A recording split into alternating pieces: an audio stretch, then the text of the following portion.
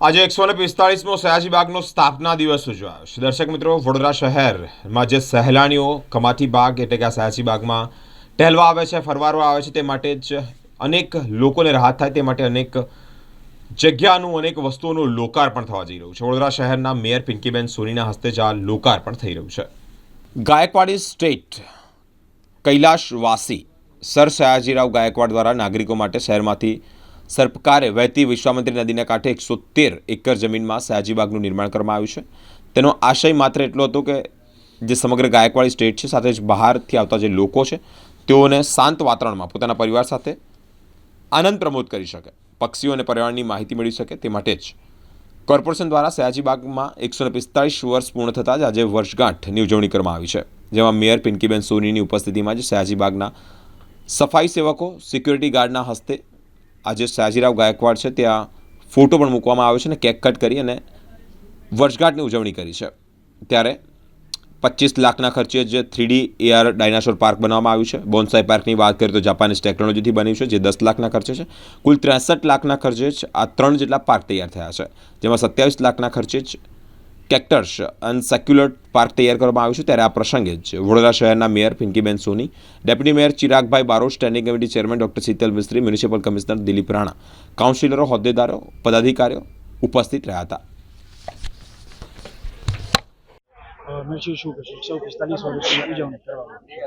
આજરોજ સયાજી ગાર્ડનનો 145મો સ્થાપના દિનની ઉજવણી કરવામાં આવી, જેમાં આ જ ગાર્ડનમાં જે સફાઈની સેવા આપે છે એવા સફાઈ સેવકો, જે અહીંયા સિક્યુરિટીની સેવા આપે છે એવા સિક્યુરિટી જવાનો ની સાથે એમની સાથે રાખી અને કેક કટિંગ કરવામાં આવ્યું, એમનું શાલ ઓઢાડીને સન્માન કરવામાં આવ્યું, કારણ કે એ લોકોના કઠોર પરિશ્રમ અને સતત પ્રયત્નોને લીધે જ સયાજી ગાર્ડન આટલો સ્વચ્છ અને માણવા લાયક બની રહેતો હોય છે।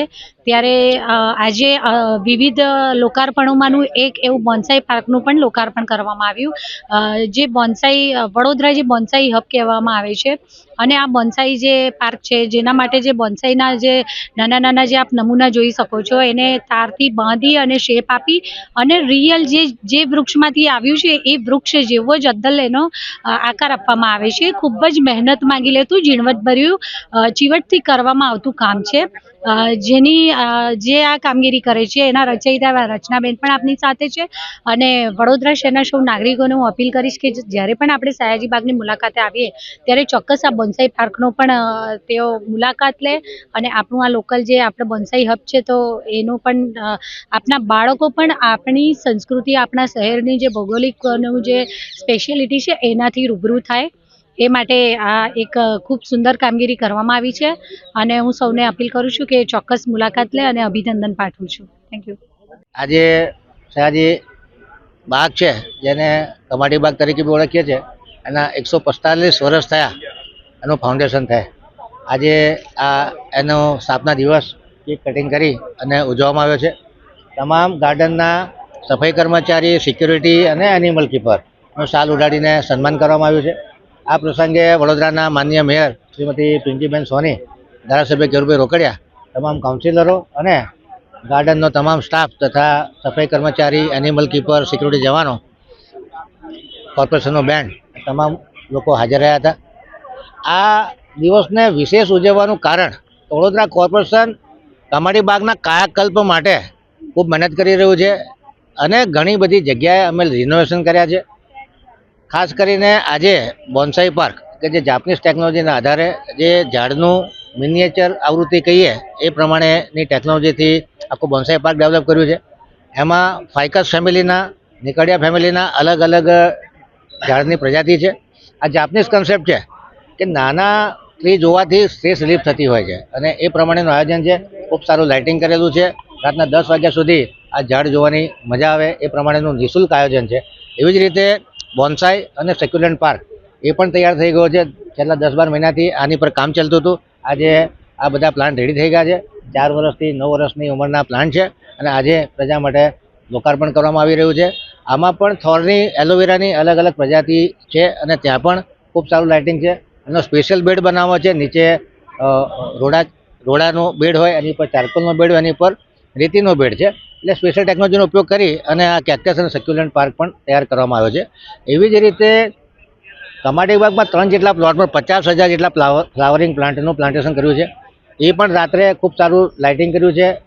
ફ્લાવરિંગ પ્લાન્ટમાં ફ્લાવર જાન્યુઆરી મહિનાના 3જા વીકથી લઈ અને ફેબ્રુઆરી મહિનાના એન્ડ સુધી આવતા હોય છે. ત્યારે તમામ નગરજનોને અપીલ છે કે આ ત્રણ વસ્તુ cactus plant, cactus park, bonsai park અને આ જે ફ્લાવરિંગ પ્લાન્ટ છે એની અવશ્ય મુલાકાત લો. આમાં કોઈ પણ જાતનો ચાર્જ નથી અને ખૂબ સારું કમાટી બાગનો કાયાકલ્પ કરી રહ્યા છે. 14 કરોડના ખર્ચે એવિયરીનું નિર્માણ કર્યું છે. એટલે આ પ્રમાણે કમાટી બાગમાં જે પ્રમાણે અમે લોકો રિનોવેટ કરી રહ્યા છે કે જે વડોદરાની આન બાન શાન જેવો છે. આજે આ 3 પ્રોજેક્ટો કમાટી બાગના સ્થાપનાદિને ખુલ્લા મૂક્યા છે અને આપ સૌના માધ્યમથી વડોદરાની જનતાને અપીલ કરું છું કે પર્યાવરણનું રક્ષણ કરીએ. વડોદરા વધુ ગ્રીન, વધુ સુંદર બને, વધુ લવેબલ બને અને કોર્પોરેશનનો આપના તરફથી સાથ સહકાર મળતો રહે અને વડોદરા શહેર વધુ સ્વચ્છ અને વધુ ક્લીન બને એ માટેની અપીલ છે. જી ડૉક્ટર સાહેબ, આજે 145 વર્ષની ઉજવણી કમાટી વડોદરાના સ્વપ્નદ્રષ્ટા રાજવી સયાજીરાવ ગાયકવાડજીએ 110 એકરની જમીનમાં સુંદર મજાના સયાજી ગાર્ડનનું શરૂઆત કરી. આજે એનો જન્મદિવસ છે. જન્મદિવસ નિમિત્તે બોન્સાઈનું આખા ગાર્ડન એનું આજે લોકાર્પણ કરવાનો કાર્યક્રમ માન્ય મેયરશ્રીની અધ્યક્ષતામાં કરવામાં આવ્યો. જાપાનની આર્ટ છે. નાની નાની વસ્તુના મિનિએચર ફોર્મેટમાં એને બનાવવાની એક પ્રક્રિયા છે. જ્યાં જમીન ન હોય ત્યાં આગળ પણ આ ઉગાડી શકાય તેવી એક સુંદર મજાની કળા છે અને આ કળા લોકો સુધી પહોંચે એવો પ્રયત્ન જ્યારે ગાર્ડન વિભાગ દ્વારા કરવામાં આવ્યો છે ત્યારે સમગ્ર ટીમને ખૂબ ખૂબ અભિનંદન આપું છું. આપણા દ્વારા પાર્ક તૈયાર કરવામાં આવ્યું છે, કેટલી મહેનત લાગી, શું કહેશો? મહેનતમાં તો જો આ પાકવાળાઓએ મહેનત કરી, બોન્સાઈમાં મહેનત મેં કરી છે. મેં એમને રેડી બોન્સાઈ આપ્યા છે અને એ લોકોએ બહુ સારી રીતે એમની કાળજી લીધી છે અને માવજત એ લોકોની માળીને અમે લોકો ટ્રેનિંગ આપી હતી. તો એ લોકો બહુ સારી રીતે કરી રહ્યા છે અને હજી એ થોડા બોન્સાઈ વધારવાનું કહે છે કેમ કે નાની સાઇઝના હજી છે અને પાક એમનો બહુ મોટો છે. એટલે આઈ હોપ કે બીજા બી બોન્સાઈ હજી મૂકશે. બોન્સાઈનું શું મહત્વ છે, શું એનાથી લોકોને શું ફાયદો થાય?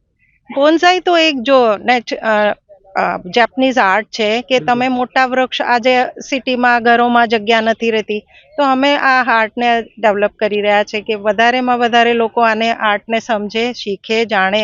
એટલે અમે અહીં પારસી 11માં ગ્રાઉન્ડમાં બી અત્યારે એક્ઝિબિશન 3 દિવસની ચાલે છે.